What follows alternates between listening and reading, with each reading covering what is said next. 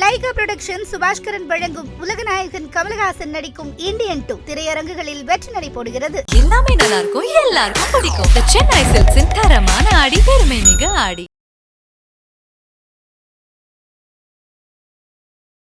இப்போ வந்து தமிழ்நாடு காவல்துறை சார்பாக வந்து ஒரு ரவுடிகள் பட்டியல் வந்து தயாராகிட்டு இருக்கா சொல்கிறாங்க. சில முக்கியமான அந்த A+ ரவுடிகள்லாம் வந்து ஒரு ரவுடிக்கு ஒரு போலீஸ் அப்படின்ற மாதிரி போட்டு க்ளோஸாக கண்காணிக்க சொல்லி உத்தரவு வந்திருக்குன்றாங்க. ஸோ காவல்துறை இன்னும் இதை வந்து தீவிரப்படுத்த போகிறாங்களா? இந்த மாதிரி தொடர்ச்சியாக வந்து ரவுடிகள் வந்து க்ளோஸாக மானிட்டர் பண்ண போகிறாங்க. நிச்சயமாக பண்ணணும். அதாவது ரவுடிகளோட செயல்கள் கட்டுப்படுத்தப்படணும். தவறு செய்வதற்கு அவங்களுக்கு பயம் இருக்கணும். நம்ம தவறு செஞ்சால் காவல்துறை சும்மா விட மாட்டாங்க. நம்மள பயம் இல்லாதனாலும் தைரியம் அதை மாதிரி பண்ணுறாங்க.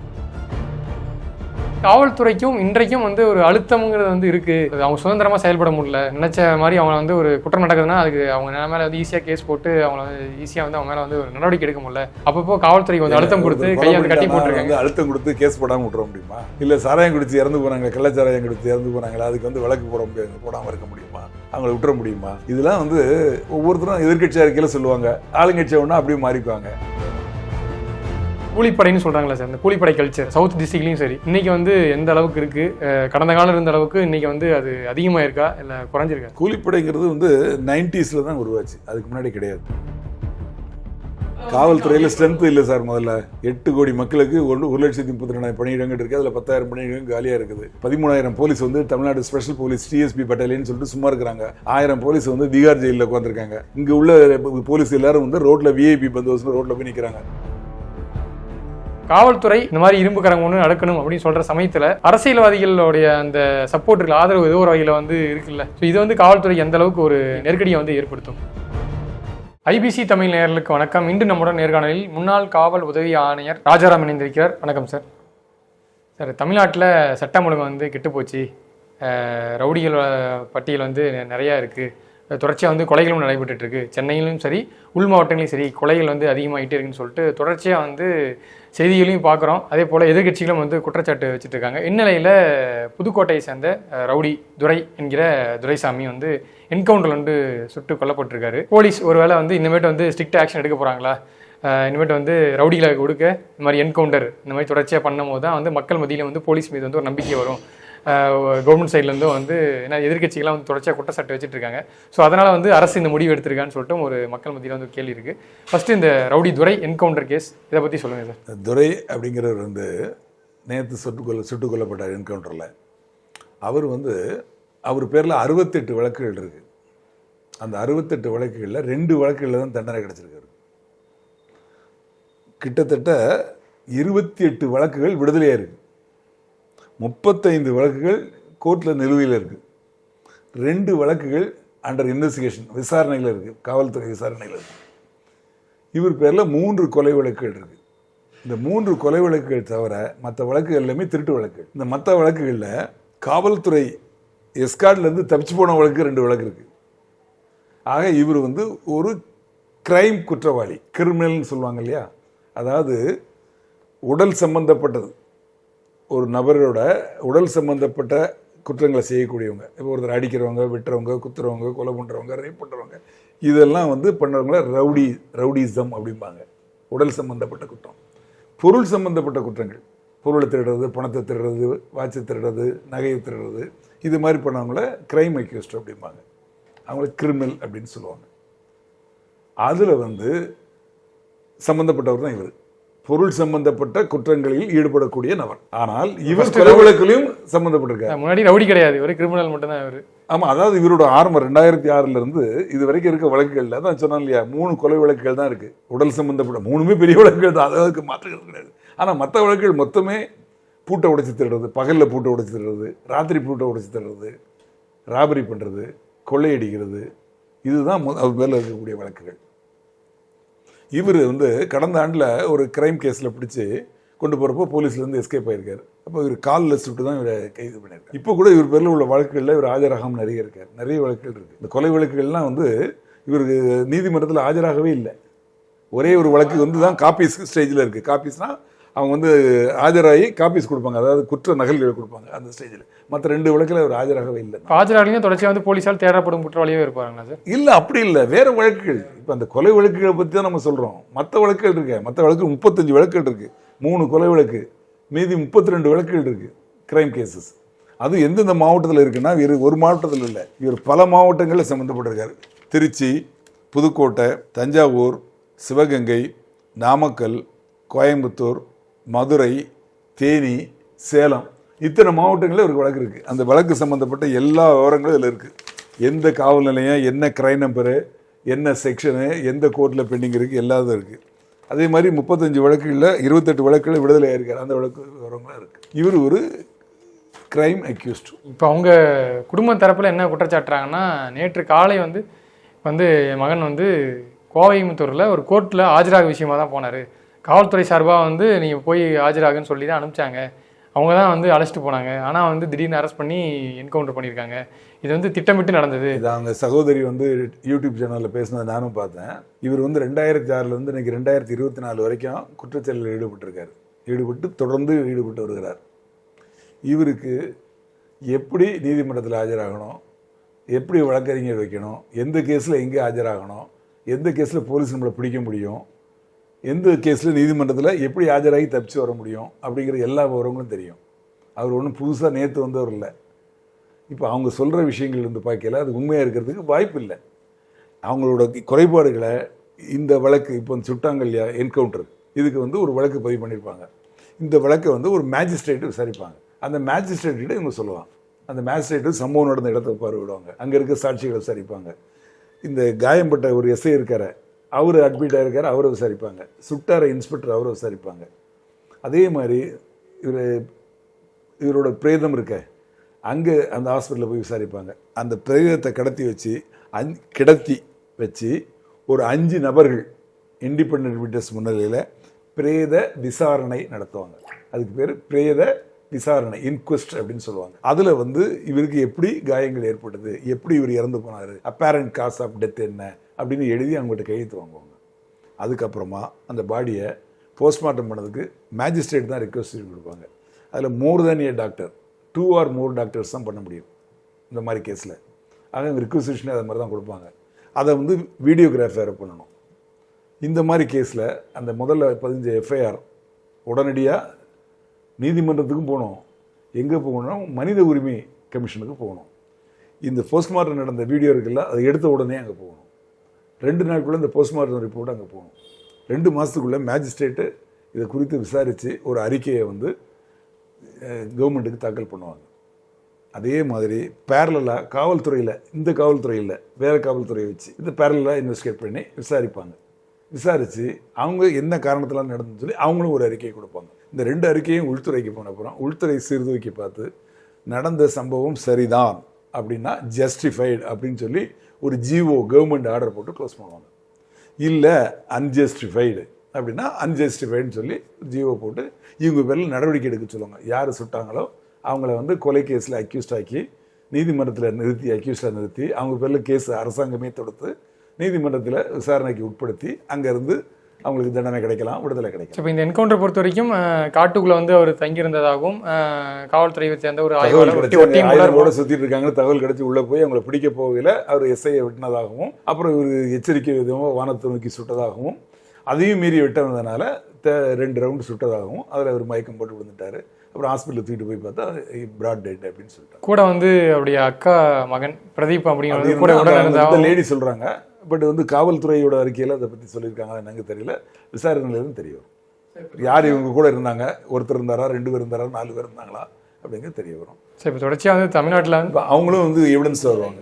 இப்போ அவங்க கூட இருந்ததா சொல்கிறீங்க இல்லையா, அவங்க எப்படியும் பிடிபடுவாங்கல்ல, இல்லை அவங்களே முன் போய் சொல்லலாம்ல, இந்த மேஜிஸ்ட்ரேட்டை சொல்லலாம், விசாரிக்கிறாங்களா அவங்ககிட்ட போய் சொல்லலாம், இல்லை உயர் நீதிமன்றத்தில் வழக்கு தொடுக்கலாம், இல்லை அவங்க ஹியூமன் ரைட்ஸ் கமிஷனில் போய் அவங்க வழக்கு தொடுக்கலாம். இது மாதிரி பண்ணிட்டாங்க, நாங்கள் தான் கூட இருந்தோம், நாங்கள் கண்ணால் பார்த்து சாட்சி, அதை விசாரித்து அவங்க நடவடிக்கை எடுக்கும். ஸோ இப்போ தமிழ்நாடு காவல்துறை சார்பாக ஒரு ரவுடிகள் பட்டியல் தயாராகிட்டு இருக்கா சொல்கிறாங்க. யார் யாரெல்லாம் சில முக்கியமான இந்த A+ ரவுடிகள்லாம் ஒரு ரவுடிக்கு ஒரு போலீஸ் அப்படின்ற மாதிரி போட்டு க்ளோஸாக கண்காணிக்க சொல்லி உத்தரவு வந்திருக்குன்றாங்க. ஸோ இன்னமேட்டு இந்த ரவுடிகள், கட்ட பஞ்சாயத்து பண்ணுறவங்க, இந்த மாதிரி ஒரு லிஸ்ட் இருக்குல்ல சார், குற்றப்பதிவேடு கொண்ட அந்த நபர்கள் இருக்காங்கல்ல. ஸோ இனி காவல்துறை, ஏன்னா தொடர்ச்சியாக இப்போ ஒரு இக்கட்டான சூழ்நிலை தான் தமிழ்நாடுடைய சட்டம் ஒழுங்கு இருக்கு நிலைமை இருக்குது. ஸோ காவல்துறை இன்னமேட்டு இன்னும் இதை தீவிரப்படுத்த போகிறாங்களா, இந்த மாதிரி தொடர்ச்சியாக ரவுடிங்க வந்து க்ளோஸாக மானிட்டர் பண்ண போகிறாங்களா? நிச்சயமாக பண்ணணும். அதாவது ரவுடிகளோட செயல்கள் கட்டுப்படுத்தப்படணும்.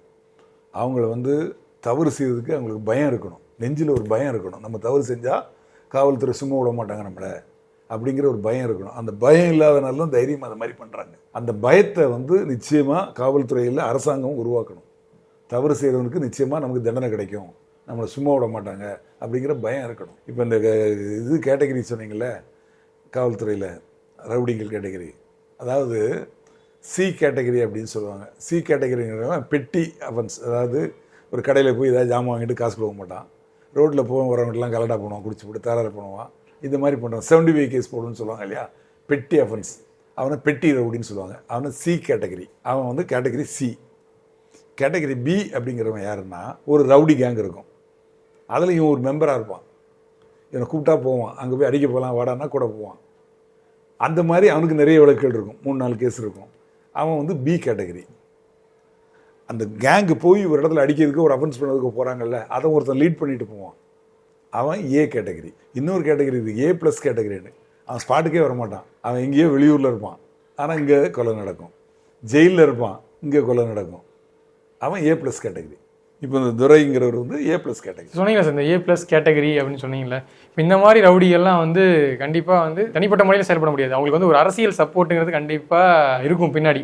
அதனால தான் அவங்களுக்கு வந்து இவ்வளோ வழக்கு இருந்தாலும் கேஸ் இருந்தாலும் இன்னும் சுதந்திரமாக வெளியே சுற்றிட்டு இருக்காங்கன்னா ஏதோ ஒரு வகையில் வந்து அவங்களுக்கு சப்போர்ட் இருக்கும், பண பலமோ இல்லை அரசியல் பலமோ வந்து இருக்கும். ஸோ காவல்துறை இந்த மாதிரி இரும்பு கரம் ஒன்று நடக்கணும் அப்படின்னு சொல்கிற சமயத்தில் அரசியல்வாதிகளுடைய அந்த சப்போர்ட் இருக்குல்ல, ஆதரவு ஏதோ ஒரு வகையில் வந்து இருக்குல்ல. ஸோ இது வந்து காவல்துறைக்கு எந்த அளவுக்கு ஒரு நெருக்கடியை வந்து ஏற்படுத்தும்? அதாவது இந்த ரவுடிகள் எல்லாரும் வந்து தன்னை பாதுகாத்துக்கிறதுக்கும், தன்னை குண்டர் சட்டத்தில் போடாமல் இருக்கிறதுக்கும், தன்னை வந்து வழக்கில் சாட்சிகளை ஆஜர் செய்து தனக்கு தண்டனை வாங்கி கொடுக்காமல் இருக்கிறதுக்கும், தான் கூட இருக்க கூட்டாளிகள் அசோசியேட்ஸ் அவங்களுக்கு தண்டனை கிடைக்காம இருக்கிறதுக்கும், அவங்க மேலே காவல்துறை நடவடிக்கை எடுக்காமல் இருக்கிறதுக்கும் என்ன பண்ணுவாங்கன்னா, எந்த கட்சி ஆளுங்கட்சியாக வருதோ அதில் போய் சேர்ந்துக்குவாங்க. சேர்ந்து அதில் போய் ஒரு பதவி வாங்கிக்குவாங்க. அந்த வேஷ்டி கட்டிக்கும், அந்த துண்டை போட்டுக்குவாங்க. அது மாதிரி மத்திய அரசில் எந்த கட்சி ஆளுங்கட்சியாக வருதோ அங்கே போய் சேருவாங்க, மாநிலத்தில் எந்த ஆளுங்கட்சி வருதோ அங்கே போய் சேருவாங்க. இதெல்லாம் வந்து தங்களை பாதுகாக்கிறதுக்கு, தான் உயிரை பாதுகாக்கிறதுக்கு, தான் கூட இருக்கவங்கள பாதுகாக்கிறதுக்கு, தனக்கு தண்டனை கிடைக்காம இருக்கிறதுக்காக போய் அங்கே ஓடிறாங்க. என்னோடது என்னென்னா, as a retired police officer, எந்த கட்சியுமே நீங்கள் ஆளுங்கட்சியாக இருங்க, எதிர்கட்சியாக இருங்க, மாநிலத்தில் இருங்க, மத்தியத்தில் இருங்க, ரவுடிகளை சேர்க்காதீங்க. அவன் ரவுடிகள்னு தெரியுது, அவன் ரவுடித்தனம் பண்ணியிருக்கான்னு தெரியுது, அவன் பேரில் வழக்கு இருக்குன்னு தெரியுது, அவனை ஏன் நீங்கள் கட்சியில் சேர்க்குறீங்க? அப்போ நீங்கள் சேர்க்குறதுனால அவனுக்கு ஒரு தைரியம் வந்துடுதுல்ல. அந்த தைரியத்தை உண்டாக்கக்கூடிய ஒரு தைரியத்தை ஏன் நீங்கள் உண்டாக்குறீங்க?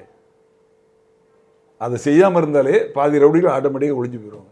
காவல்துறையை கண்டு எல்லாம் மிரண்டு போய் ஒழுங்காக தெரிஞ்சிருவான், இல்லைன்னா ஜெயிலில் இருப்பான். சரி, இப்போ வந்து காவல்துறை க்ளோஸாக மானிட்டர் பண்ண ஆரம்பிக்க போகிறாங்கன்னு சொல்லி செய்திகள் வருது. ஆனால் இவ்வளோ நாள் க்ரைம் நடந்திருக்கு. ஸோ காவல்துறை ஒரு மாதிரி A+ ரவுடிகள் கேட்டகரி சொல்கிறீங்களா சார், எந்த அளவுக்கு தீவிரமாக கண்காணிப்பாங்க?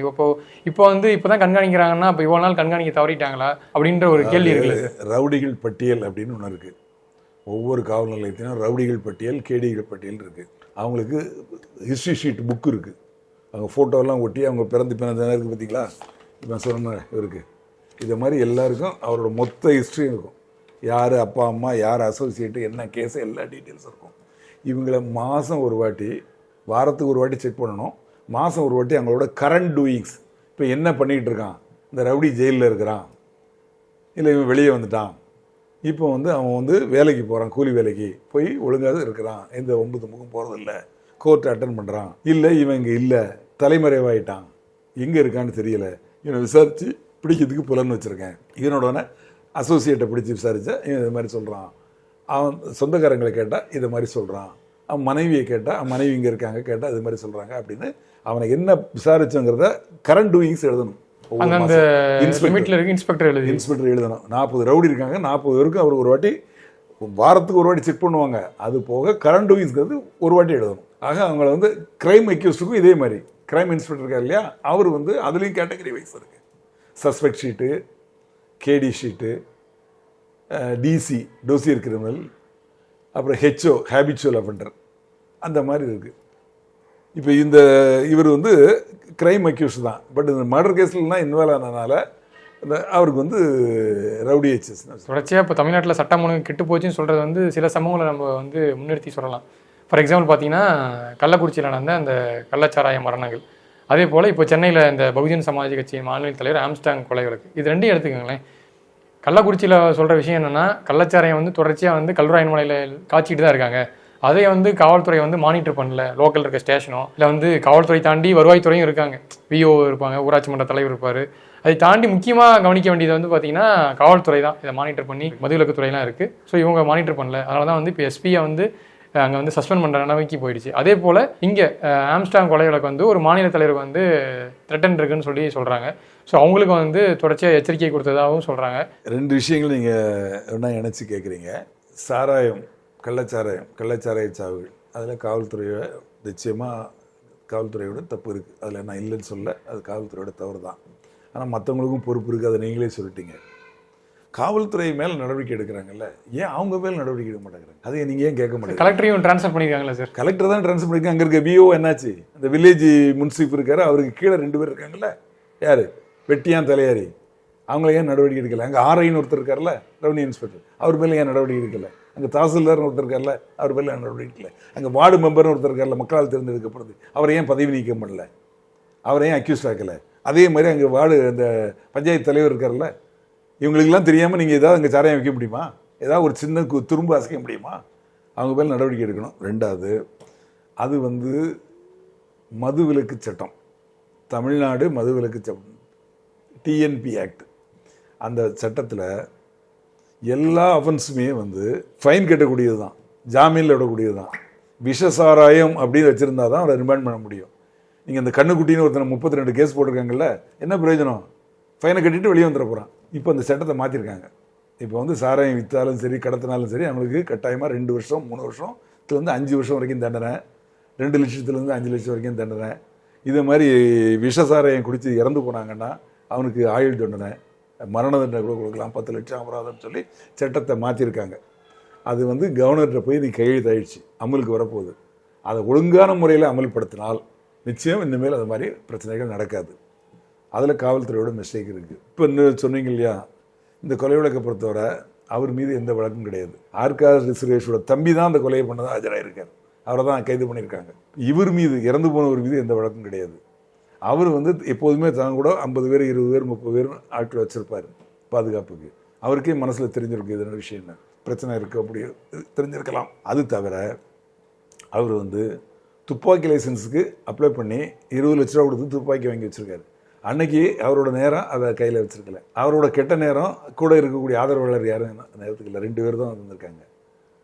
வேறுபாராத சூழ்நிலையை கரெக்டாக அவங்க பயன்படுத்திக்கிட்டாங்க.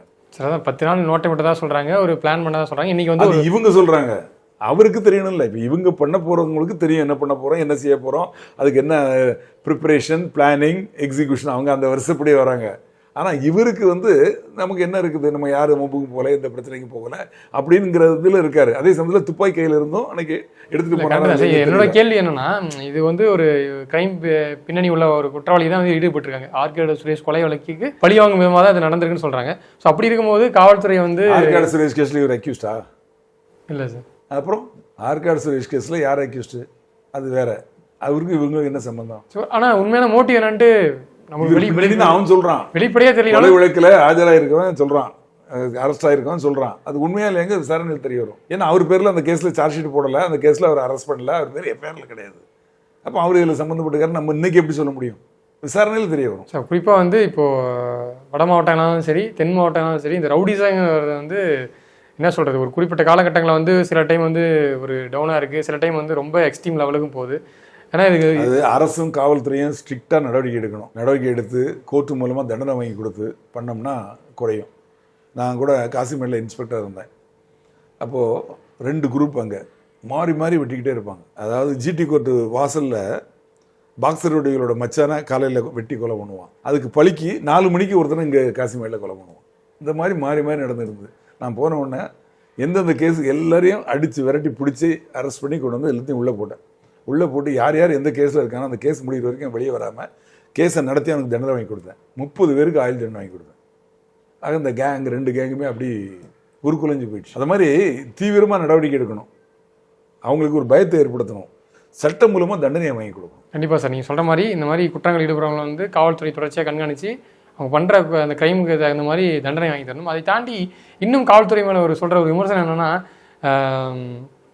நிறையா இந்த மாதிரி கிரைம் நடந்துட்டு இருக்கு, ஆனால் அதெல்லாம் விட்டுட்டு வந்து அரசியல்வாதிகளை எதிர்த்து விமர்சனம் பண்ணிட்டாங்க, அவர் அதை பேசிட்டாரு, இவர் வந்து இந்த பொது வெளியில் இந்த கருத்து தெரிவிச்சிட்டாருன்னு தவறாக தெரிவித்தால் அது வந்து சட்டப்படி பார்த்தால் தவறு தான்.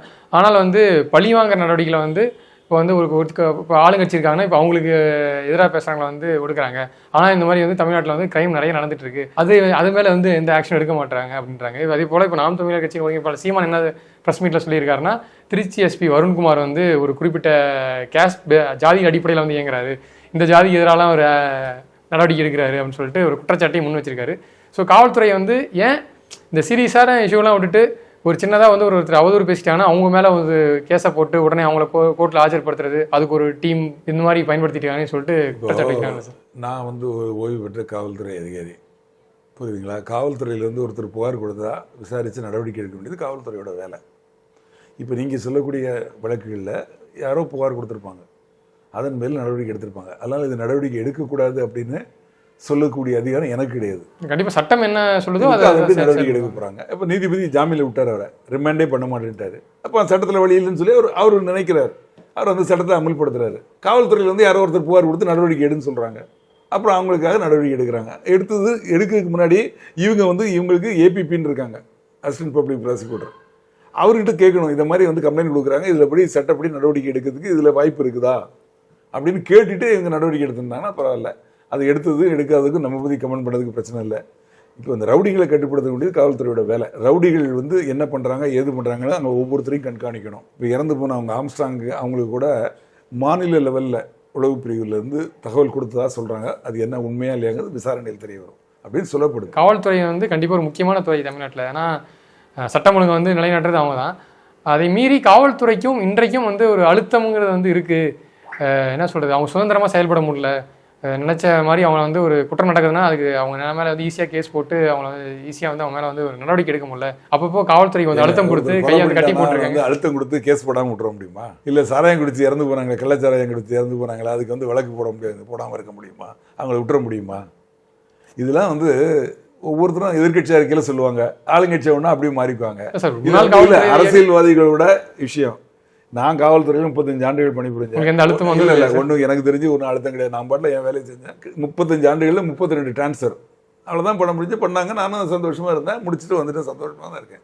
அதனால் வந்து நம்ம எடுத்துக்கிறத பொறுத்து தான் இருக்குது. நம்ம எதுக்கு இந்த இடத்துல தான் நான் இருக்கணும், இந்த இடத்துல தான் வந்து நான் பதவியில் இருக்கணும், இந்த இடத்துல ஸ்டேஷனில் தான் நான் வேலை பார்க்கணும் அப்படின்னு நீங்கள் ஏன் நினைக்கிறீங்க? எங்க கூடாலும் வேலை செய்யுங்க. நீங்க 35 வருஷத்துல 32 இல்ல, அது எதுக்கு சொல்றேன், நான் என்ன சொல்றேன்னா, நீங்க உங்க கடமையை செஞ்சுட்டு போயிட்டே இருங்க. எதுக்கு நீங்க வந்து எனக்கு இந்த ஸ்டேஷன் தான் வேணும், இந்த ஏரியா தான் வேணும் ஏன் கேட்குறீங்க, ஏன் எதிர்பார்க்குறீங்க? நமக்கு என்ன இருந்தது, சட்டத்தில் என்ன சொல்றாங்களோ அதை செஞ்சுட்டு போயிட்டே இருங்க. முடியலன்னா என்னால் செய்ய முடியாதுன்னு சொல்லிட்டு போங்க, லீவு போட்டு. எதுக்கு போய் அவங்களுக்கு வந்து நீங்கள் கீழ்ப்படியக்கூடிய ஏன் அந்த மாதிரி ஒரு அழுத்தம் வந்தால் ஏன் கீழ்ப்படியணும்னு கேட்குறேன். இந்த மாதிரி தொடர்ச்சியாக இந்த மாதிரி குற்றச்சாட்டுகள் தான் காவல்துறை வந்து சொல்லலாங்க. அது உண்மையிலே அனுபவங்களுக்கு தானே தெரியும். இப்போ 1000 விஷயங்கள் சொல்லலாம், வெளியிருந்து நம்ம பார்க்குறதுக்கு சொல்லலாம், எதிர்கட்சியாக இருக்கவங்க சொல்லலாம். இன்னைக்கு ஆளுங்கட்சியாக இருந்தவங்க நேற்று எதிர்கட்சியாக இருந்தாங்க, இன்னைக்கு ஆளுங்கட்சி ஆகிட்டாங்க. அப்போ அன்னைக்கு ஒரு பேச்சு பேசுவாங்க, இன்னைக்கு ஒரு பேச்சு. அது வந்து அரசியல், அது நமக்கு சம்மந்தம் இல்லாது. அது அரசியல் சம்மந்தம் இல்லாது. ஆனால் இதனால வந்து காவல்துறைக்கு வந்து இழிச்சவங்க காவல்துறை பதில் சொல்ல முடியாத, மற்றவங்க எதை கேட்டால் பதில் சொல்லுவாங்க. இது கேட்கறதுக்கு யாருமே பதில் சொல்ல முடியாது, பதில் சொல்லக்கூடாது. என்ன மாதிரி ரிட்டையர்ட் ஆனவங்க தான் 1-2 பேர் எதாவது கேட்டதுக்கு பதில் சொல்லிட்டு இருக்கோம். அந்த காவல்துறைக்கு வந்து பதில் சொல்லக்கூடிய ஒரு ஏன்னா சங்கம் கிடையாது, இவங்களோட குறைகளை சொல்ல முடியாது. அதை பற்றி யாரும் கேட்க மாட்டேங்கிறீங்களே. ஏன் மற்றவங்களுக்குலாம் சங்கம் வச்சிருக்காங்க, காவல்துறைக்கு மட்டும் ஏன் சங்கம் வைக்கல? அதே போல தொடர்ச்சியாக இந்த சட்டம் ஒழுங்கை வந்து இப்போ கெட்டு போச்சுன்னு அந்த குற்றச்சாட்டுக்கு பதிலளிக்கக்கூடிய வகையாக தான் இந்த மாதிரி என்கவுண்டர் நடக்குது. அதே போல இனிமேல் தொடர்ச்சியாக வந்து ரவுடிகளை பயமுறுத்துற வகையில் இருங்க. இப்போ கடந்த ஆண்டில் நடந்த என்கவுண்டர் சொல்கிறேன். ஃபர்ஸ்ட் வந்து 8வது மாதத்தில் குடுவாஞ்சேரி கிட்ட சோட்டா வினோத் ரமேஷ்னு 2 பேரை என்கவுண்டர் பண்ணாங்க. ஒரே நாளில் 2 பேர், 1/8/2023. அதுக்கு அடுத்தால 17/10/23 அங்கே வந்து 2 பேர் சோழாவரத்தில், முத்து சரவணன், சண்டே சதீஷ் 2 பேர் என்கவுண்டர். இது நடந்தது 17/10/23. அப்புறம் நவம்பர் மாதம் 23 கொம்பன் ஜெகன் அப்படின்னு திருச்சியில் ஒரு என்கவுண்டர். அப்புறம் 27/12 அந்த வருஷத்தோட கடைசியை ஒட்டி காஞ்சிபுரத்தில் 2 குடும்பம் ஒரே ஜாதியை சேர்ந்தவங்க, இவங்களுக்குள்ள மாறி மாறி மோட்டிவ். இந்த குடும்பத்தில் 4 பேர் இறந்து போயிட்டான், ஒவ்வொருத்தனையாக மாறி மாறி மாறி. இந்த குடும்பத்தில் 4 பேர், இப்போ 8 பேருமே கலையிட்டாங்க. இதில் அவனை ஒருத்தனை போடுவான், அவன் ஒருத்தனை போடுவான், இப்படி மாறி மாறி போட்டு கடைசியாக ஒருத்தன் அன்னைக்கு கோர்ட்டுக்கு போயிட்டு வரான். அவனை காரில் வரான், அவனை காரை மடக்கி வெட்டுறாங்க 2 பேர். அவன் காரை விட்டு இறங்கி ஓடுறான். ஓடையில் பட்ட பகலில் பஜாரில் வெட்டி கொள்கிறாங்க 2 பேர் அக்யூஸ்டு. ஒருத்தன் செத்தான். அவங்க 2 பேரையும் அடுத்த நாள் நைட்டில் அன்னைக்கு நைட்லேயே பிடிக்கிறாங்க. அடுத்த நாள் 7 மார்னிங்கில் பிடிக்கிறப்போ காவல்துறையை அட்டாக் பண்ணுறாங்க. 2 பேரும் என்கவுண்டரில் சுட்டுக் கொல்லப்பட்டாங்க. அதில் வந்து ரகு என்கிற ராகவன், அசீன் 2 பேரும். ஆக இந்த குடும்பத்திலையும் மொத்தம் போயிடுச்சு, அந்த குடும்பத்திலையும் மொத்தம் போயிடுச்சு. ஆக இதில் இந்த ஒரு வருஷத்துக்குள்ள கிட்டத்தட்ட 3, 2, 1 7 பேர் என்கவுண்டர். இப்போ இன்னைக்கு நேற்று நடந்தில்ல, அதோட சேர்ந்து 8. இது போக இன்னொன்று நடந்து காஞ்சிபுரத்தில் யாரோ குள்ள வினோத்தா யாரோ ஒரு என்கவுண்டர். ஸோ வந்து காவல்துறை வந்து சட்டம் வந்து கட்டுக்குள்ள வைக்கணும், ரவுடிகளையும் ஒரு பயத்தை ஏற்படுத்தணும், அதுக்காக தான் வந்து என்கவுண்டர். இல்லை, அந்த என்கவுண்டருங்கிறது எதிர்பார்த்து நடக்கிறது இல்லை. அவனை பிடிக்க போயில அவன் அட்டாக் பண்ணுறான், கொல்ல வரான். அவனை என்ன பண்ண முடியும்? தன்னை பாதுகாத்துக்கணும்ல, நம்ம உயிரை பாதுகாக்கணும்ல, அதுக்காக திருப்பி அடிக்கிறாங்க. அடிக்கலாம் இறந்து போகிறான். அவன் வந்து பார்த்தா ஒவ்வொருத்தரும் குற்றப்பின்னணி பார்த்தா இவ்வளோ இருக்குது. எனக்கு என்னை பொறுத்தவரை என்கவுண்டரில் எனக்கு நம்பிக்கை கிடையாது. ஆனால் இப்போ இதில் இறந்து போனவங்க யாருமே வந்து ஒரு நல்லவனவோ ஒரு ஒரு லா அபைடிங் சிட்டிசனோ கிடையாது. குற்றப்பின்னணி, குற்ற வழக்குகள், இத்தனை கொலை வழக்கு. இப்போ இந்த குடுவாஞ்சேரியில் இறந்து போனாங்கல்ல 2 பேரில் ஒருத்தனுக்கு 10 மர்டர் கேஸு, ஒருத்தனுக்கு 5 மர்டர் கேஸு, இப்போ நேற்று உள்ளவனுக்கு 3 மர்டர் கேஸு. அந்த மாதிரி தான் இருக்குது. ஆனால் அதுக்காக வந்து அதை வந்து நியாயப்படுத்தி பேசலை. உங்கள் அனுபவத்தில் சொல்லுங்கள் சார். இப்போ கொலைன்றது வந்து கணவன் வந்து மனைவி அடித்து கொலை பண்ணிட்டாரு, அது வந்து வேற. ஆனால் ப்ரொஃபஷனலாக வந்து அதை பண்ணிட்டு இருக்காங்களா சார்? இன்னைக்கு அந்த மாதிரி கொலை பண்ணுற சம்பவங்கள் இப்போ சென்னையிலையும் சரி, இல்லை வந்து இந்த கூலிப்படைன்னு சொல்கிறாங்களா சார், இந்த கூலிப்படை கல்ச்சர் சவுத் டிஸ்ட்ரிக்ட்லையும் சரி, இன்னைக்கு வந்து எந்த அளவுக்கு இருக்குது? கடந்த காலம் இருந்த அளவுக்கு இன்னைக்கு வந்து அது அதிகமாக இருக்கா இல்லை குறைஞ்சிருக்கா? கூலிப்படைங்கிறது வந்து 90s தான் உருவாச்சு, அதுக்கு முன்னாடி கிடையாது. ஏன்னா நான் வந்து 1979 போலீஸ் இருந்தேன். நான் சென்னையில் தான் வேலை பார்த்தேன், ரவுடிசம் ஏரியாவில் தான் வேலை பார்த்தேன். 90க்கு மேலே தான் வந்தது. இது எங்கேருந்து வந்ததுன்னா பாம்பேயில் இருந்து தான் வந்தது. பாம்பேயில் வந்து கடத்தல் பண்ணிக்கிட்டு இருந்தாங்க. கப்பலில் இருந்து பொருள்கள் எடுத்துக்கொண்டு வந்து ஊரில் வந்து. அப்போ வந்து இந்தியாவில் டேக்ஸ் ஜாஸ்தி. வெளிநாட்டு வாட்சு, வெளிநாட்டு துணி, வெளிநாட்டு சோப்பு, இந்த மாதிரி தங்கம், இதை மாதிரி வாங்குறதுல மக்களுக்கு ரொம்ப ஆர்வம். ஆனால் டேக்ஸ் ஜாஸ்தினால வெளியே உள்ளே கொண்டு முடியாது. அப்போ வந்து வெளியே கப்பல் நிற்கும் 5 கிலோமீட்டருக்கு. அங்கே இங்கேருந்து போய் போட்டில் போய் அதை வாங்கி கொண்டு வந்து விற்பாங்க. அதில் வந்து மஸ்தான் அப்படின்னு ஒருத்தர் நம்ம தமிழ்நாட்டை சேர்ந்தவர், கேள்விப்பட்டிருப்பீங்க நீங்கள். அப்புறம் வரதராஜ மொழியார், வரதாபாய், எல்லாம் சினிமாலாம் கூட வந்தது. இந்த மாதிரி அவங்கெல்லாம் கேங்காக வச்சு அதுக்குன்னு ஆள் வச்சுருந்தாங்க. இங்கேருந்து போட்டில் போய் எடுத்துகிட்டு வருவாங்க. சுங்க இலாக்கா போலீஸ்லாம் வந்து அவங்க அடிப்பாங்க, அவங்க திருப்பி அடிப்பாங்க, திருப்பி அங்கே கொண்டு வந்து அப்புறம் அங்கே கொண்டு போய் அதை விற்பாங்க. அந்த சமயத்தில் பிடிச்சாலும் காவல்துறையிட்ட இது பண்ணுவாங்க. இது அப்படியே வளர்ந்து தாவூத் இப்ராஹிம் அப்படிங்கிற ஒரு நிழல் உலக தாதா இப்போ இருக்காரு. அவர் வந்து ஒரு டெலிவரி பாய். இது மாதிரி வரக்கூடிய தங்கத்தை எடுத்துகிட்டு போய் கொடுக்குற 500 ரூபா தான் இருக்குது சம்பளம். அவர் அப்படி கொஞ்சம் கொஞ்சமாக டெவலப் ஆகி என்ன பண்ணார், துப்பாக்கி அங்கேருந்து எடுத்துகிட்டு வந்து இங்கே விற்க ஆரம்பித்தார். அதுக்கப்புறம் போதைப் பொருள்கள் அதை அங்கேருந்து கடத்தி கொண்டு வந்து விற்க ஆரம்பித்தார். கோடியாக சம்பாதிக்க ஆரம்பித்தாங்க. அங்கே இருக்க சினிமா உலகத்தை கைக்குள்ளே போட்டாங்க. அப்படியே அந்த ரவுடிசம், அந்த குரூப்பிசம், அந்த கூலிப்படை அப்படிங்கிறது வந்து அதில் அவருக்கு ஆப்போசிட்டாக ஒன்று சோட்டாராஜன் ஒரு குரூப்பு. இப்போ அவங்களுக்குள்ள பிரச்சனைகள் வந்து மாறி மாறி சுட்டுக்கிட்டாங்க. அப்புறம் இதில் நம்மளுக்கு தானே இங்கே முதல்ல பண்ணது. அதோட தொடர்ச்சி இங்கே வந்தது. தென் மாவட்டங்களில் அது மாதிரி ஆரம்பிச்சது, அப்புறம் வட மாவட்டங்களில் ஆரம்பிச்சது. அப்படியே மாதிரி இப்போ சென்னை இது மாதிரி பெரிய ஊர்களில் தமிழ்நாடு முழுக்குமே போயிட்டுருக்கு. இதுக்கு எல்லாம் காரணம் சட்டத்தில் கடுமையான தண்டனை இல்லாது தான். சட்டத்தில் எளிமையில் ஜாமீனில் வர்றதுக்கு வழி இருக்கிறனால தான் ஒரு கொலை பண்ணிவிட்டு வெளியே வரான். செத்தவனுக்கும் கொலை பண்ணவனுக்கும் எந்த சம்மந்தமும் கிடையாது. அவனும் பார்த்துக்கவே மாட்டானுங்க. அவனுக்கு சண்டையும் கிடையாது, சச்சரவும் கிடையாது. ஒன்லி காசுக்காக தான் கொலை பண்ணுறாங்க. சார் ஒரு கொலை வழக்குன்னா போகிறாங்க, நீங்கள் சொன்ன மாதிரி ஒரு 3 மாதத்தில் வந்து பெயில் வாங்கிட்டு மடி வெளியே வந்தாங்க. எப்படிங்க காவல்துறை சட்டத்தை மாற்றணும். அதுக்கு தான் இப்போ மாற்றிருக்காங்க. அதுக்கு மாற்றினதுக்கு அப்புறம் என்ன நடக்க போகுதுன்னு பாருங்க. காவல்துறை மாற்றுறதே தப்பு அப்படின்னு சொல்லிலாம் பிரச்சனைகள் நடந்துட்டு இருக்கு. அது வந்து மாற்றி அதை அமல்படுத்தி அதில் வந்து என்ன ப்ளஸ் மைனஸ் இருக்குங்க பார்த்துட்டு அதுக்கப்புறம். ஏன்னா 1860 உருவாக்கின சட்டம் 164 வருஷம் ஆச்சு. இப்போ அன்னைக்கு வந்து ஆன்லைன் குற்றங்கள் கிடையாது, கம்ப்யூட்டர் குற்றங்கள் கிடையாது, சைபர் கிரைம் கிடையாது. அன்னைக்கு 5 ரூபாங்கிறது இன்னைக்கு 5000 ரூபாய்க்கு ஈக்குவல். அன்னைக்கு இந்த மாதிரி ஆர்கனைஸ்டு கிரைம் கிடையாது, இந்த ரவுடி கூலிப்படை கேங் கிடையாது. புரியுதா உங்களுக்கு? அன்னைக்கெல்லாம் ரவுடிங்கிறது வந்து ஒரு சிங்கிள் ஆளாக இருப்பான். சாணிக்குளம் முருகேசன் அப்படின்னு சொன்னால் யானைக்கோணிலாம் ஒரே ரவுடி. அதே மாதிரி கொத்தவால் சாவடி பக்தான ஏதோ சொல்லுவாங்க, அவர் ஒரு ரவுடி. அந்த ஒரு ரவுடி தான் சிங்கிளாக தான் சண்டை போடுவான். இப்போ மாதிரி ஒரு கூட்டமாக போய் ஒருத்தனை போட்டு தள்ளுறது இதெல்லாம் இப்போ சமீப காலத்தில் உருவாகும். கூலிப்படை பற்றி சொன்னீங்களா சார்? கூலிப்படை பற்றி பேசுவோம். இப்போ அவங்க ஃபுல் டைம் வேலையே அதுதான் இருக்குமா, இல்லை அந்த சமயத்தில் மட்டும் வெளியே எங்கே போய் உடம்பு ஒழிஞ்சு வேலை செய்வான்? வேற வேலைக்கே போக மாட்டாங்க. ஏன் போறான் அவன்? அதுக்குள்ள லட்சக்கணக்கில் பணம் கிடைக்குது, நல்லா சாப்பிட்டு தண்ணி அடிச்சுட்டு ஜாலியாக இருப்பான். எப்போ தேவையோ அப்போ மட்டும் போய் என்ன பண்ணணுமோ பண்ணிட்டு வந்துடுவான். ரெண்டாவது இவனுக்கு யார் வேலை கொடுப்பா? குற்றப்பணி குடும்பத்திலே சேர்க்க மாட்டாங்க முதல்ல. இப்போ வந்து பார்த்தீங்கன்னா இந்த கூலிப்படையை சேர்ந்தவங்களாம் பார்த்தீங்கன்னா ஒரு 30+ தாண்டி நீ வந்து யங்ஸ்டராக இருக்கவங்களே ஒரு 18-19 வயசு, இதில் 30 வயசு வரைக்கும் தான். 30 தாண்டி ஆச்சுன்னா அவனை போட்டுருவாங்க. அவன் வந்து அவனோட ஸ்பீடு குறைஞ்சிரும்ல. இப்போ T20 கிரிக்கெட்டில் விளையாடுறாங்களா அது மாதிரி தான். அந்த யங்ஸ்டராக இருக்க வரைக்கும் தான். அதுக்கப்புறம் வந்து அவன் A+ கேட்டகரி அந்த மாதிரி லெவலுக்கு போயிடுவான். இப்போ வந்து இந்த அளவுக்கு கிரைம் அதிகமாகிட்டே இருக்குன்னா தமிழ்நாடு காவல்துறையும் அவங்களை மானிட்டர் பண்ணுறதுக்கு ஒரு மெக்கானிசம் வச்சிருப்பாங்களா சார்? அதை வந்து இன்னும் அப்டேட் பண்ணணும். இல்லை சார், முதல்ல 8 கோடி மக்களுக்கு 1,32,000 பணியிடங்கள் இருக்குது. அதில் 10,000 பணியிடங்கள் காலியாக இருக்குது. 13,000 போலீஸ் வந்து Tamil Nadu special police TSP battalion சொல்லிட்டு சும்மா இருக்கிறாங்க. 1000 போலீஸ் வந்து பீகார் ஜெயிலில் உட்காந்துருக்காங்க. இங்கே உள்ள போலீஸ் எல்லாரும் வந்து ரோட்டில் VIP பந்தோபஸ்து ரோட்டில் போய் நிற்கிறாங்க. ராஜீவ்காந்தி என்னைக்கு தமிழ்நாட்டில் கொல்லப்பட்டாரோ அன்னையிலேருந்து VIP பந்தோபஸ்துங்கிறது முக்கியமாகி போச்சு. ஆக குற்றத்தடுப்பு, நடந்த குற்றங்களை கண்டுபிடிக்கிறதுக்கு எங்களுக்கு ஸ்ட்ரென்த் இல்லை, நேரம் இல்லை. அதுதான் பிரச்சனை. கண்டிப்பாக சார். இவ்வளோ நேரம் ஒதுக்கி நாங்கள் கேட்ட கேள்விகள்லாம் வந்து பொறுமையாக பதிலளிச்சிங்க. உங்கள் நேரத்திற்கு ரொம்ப நன்றி சார். லைகா புரொடக்ஷன் சுபாஷ்கரன் வழங்கும் உலகநாயகன் கமலஹாசன் நடிக்கும் இந்தியன் 2 திரையரங்குகளில் வெற்றி நடை போடுகிறது. நம்ம சென்னை சில்க்ஸின் பெருமை மிக ஆடி சேல். தரமான ஆடி, பெருமை மிக ஆடி.